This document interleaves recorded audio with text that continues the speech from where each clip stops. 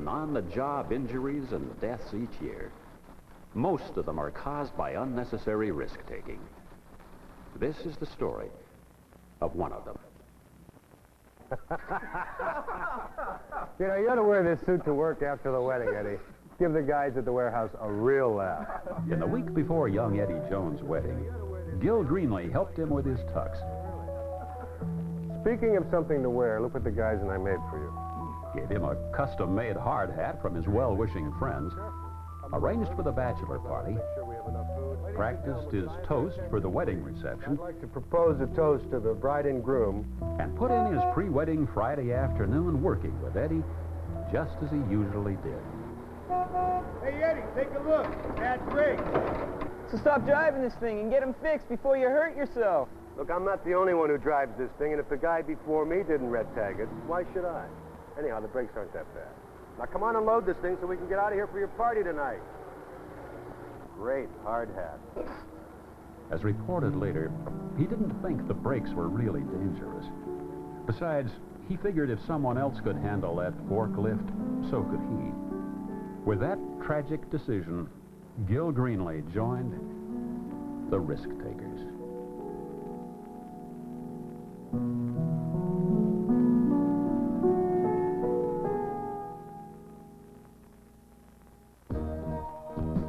In the world we live in, a lot of people take risks. Some are taken for excitement, challenge, or fun. Some are taken for fame or fortune. And some are an inevitable part of certain jobs in the 20th century.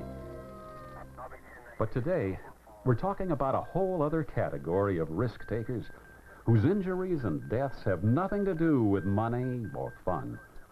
And they certainly aren't an inevitable part of their jobs in the 20th century. We're talking about people who put their feet, hands, and hearing at risk, who use chairs instead of proper stools or ladders, who fail to wear hard hats, or safety glasses, or lock out their power sources, who run on the job, remove safety devices, ignore safety warnings, take drugs, endanger their backs by lifting improperly, or who endanger their lives by failing to use their safety belts. People like postal driver Jerry DeVries, who decided one day that wearing his safety belt was inconvenient. Yeah, I have a delivery route in a real quiet residential area. And even though it's a strict rule of the Postal Service that we have to keep our safety belts on all the time when the vehicle is moving, I sometimes take mine off because it's a lot of trouble to wear it when I have to keep getting in and out of the Jeep. Anyhow, that one day, I was delivering the mail like always, when a car came roaring out of nowhere, and that's the last thing I remember.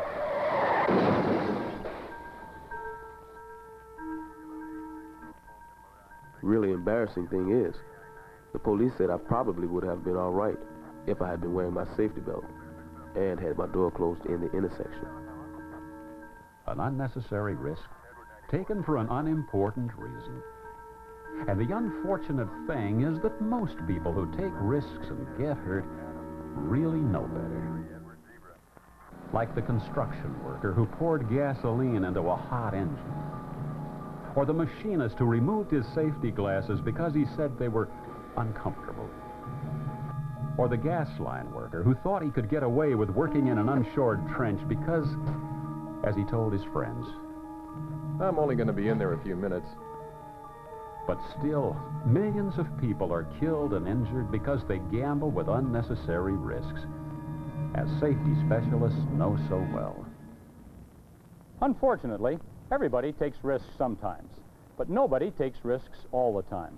And some people are just more liable to take risks at certain times of the day than others. Risk-taking really increases if you're tired, angry, hungry, or maybe you're just in a hurry. And it really increases if you've been taking drugs or if you've been drinking, because then, well, then your judgment's been badly affected. If you could scan the brains of representative risk-takers to discover why they take risks, you'd find reasons like these very much alive inside their minds. Taking risks can save time. Taking risks can make the job easier. I'm not afraid to take risks. I won't get hurt. Or most often of all, I can get away with it. the fact is that most people just don't believe that anything bad will happen to them. The construction worker who poured gasoline into the hot engine knew it wouldn't explode. The machinist who endangered his eyes didn't think he'd get hit with flying chips. The gas line worker alone in the unshored trench knew it wouldn't collapse. And the postal driver was sure he could drive his Jeep safely without his seatbelt. In fact, almost everyone injured from risk-taking was sure they could get away with it that one time. Nobody takes an intentional risk expecting to get hurt. And they're not only convinced they'll get away with it, a lot of them actually think they'll get some kind of reward out of it. As the postal driver said. I thought it would be more convenient the way I did it. As the injured machinist said. I thought I'd be more comfortable without my glasses, that's all. As the burned construction worker said. I figured it would be faster the way I did it. And as Gil Greenley, the forklift driver, was reported to have said. I didn't have time to get the brakes fixed. Anyhow, it was faster and less work just to keep going. Faster, less work, easier, more comfortable. But the problem is that the assumed rewards are so vastly outweighed by the possible consequences of the risk. No thinking person would trade a fractured skull for the comfort of going without a hard hat. Or a fractured hip for the convenience of using an office chair as a ladder.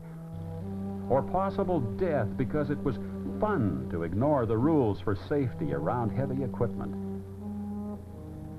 Because, as those familiar with Gil Greenley's case were reminded so tragically, the consequences of risks always exceed their imagined rewards. But because not every risk has a bad outcome, the risk takers are encouraged to take new risks simply because they got away with the last one. The whole thing becomes a game of risk roulette, where the winners never win anything important and the losers too often lose their lives. In risk roulette, if you land on a green space, you got away with it that time. If you land on the yellow, it's a minor injury. If you land on the red, a major injury. If you land on this space, a fatality. And because it's a brand new spin of the wheel every time a risk is taken, the odds of a bad outcome increase the more you play. And while there are more green spaces than the others, and while some may get away with their gamble for several spins, you just never know where the ball will fall, do you? And the rules of risk roulette apply equally to those who take their risks unknowingly, simply because they're careless or daydreaming, or maybe they might just not recognize their unsafe acts as risks at all. It just doesn't occur to some people that unbalancing a file cabinet is dangerous, or running through slippery areas, or jumping off a loading dock, or using tools improperly, whether on the job or at home, where literally hundreds of hazards lie in wait to sabotage the risk-takers who fail to recognize the danger. And the results can range from saw cuts to slips and falls and serious injury. Part of the problem is that people who do a job many times tend to get overconfident, careless, and to forget the risks their job involves.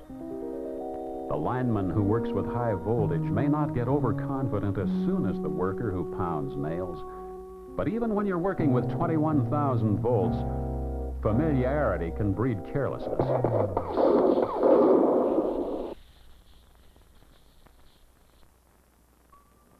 And because the outcome of risk roulette is so often tragic, it's vital for people to consider the consequences before they play.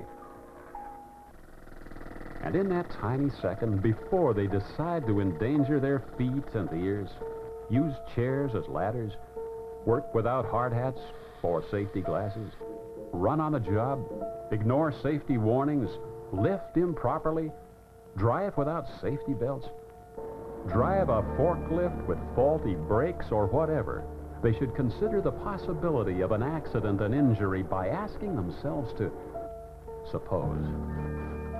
Suppose I fall. Suppose I injure my head. Suppose I blind my eye. Suppose I trip. Suppose I crush my hand. Suppose I injure my back.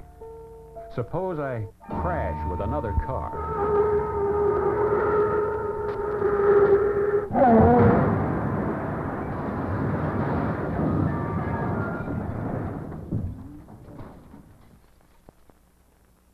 Then, they should balance those serious consequences against such unimportant rewards as a few seconds saved versus injury or death. Finally, at work or at home, they should remember they're about to gamble on the deadly game of risk roulette, and to consider that the ball could drop in the green, the yellow, the red, or in the skull this very time. Which brings us back to Gil Greenley, the forklift driver. Hey, come on, Eddie. Snap it up, or you'll make us late to your own bachelor party. Hey, take it easy, Gil. We'll get there all right. Gil knew his brakes were defective that day. In fact, the investigation showed that he commented on it to several of his fellow workers. But he kept on driving his forklift anyhow. In part because he had a reputation as a pretty macho guy who had to get the job done. All right, move it out, buddy. And to show off for his friends, like young Eddie Jones. Hey, Tony, out of the way! So, there you had a man who knew he was taking a risk, but for reasons of his own, he kept right on taking it. But at 3:15 on the afternoon of Friday, December the 11th, Gil Greenley's game of risk roulette came to a deadly end. Hey, watch out! I can't stop this thing!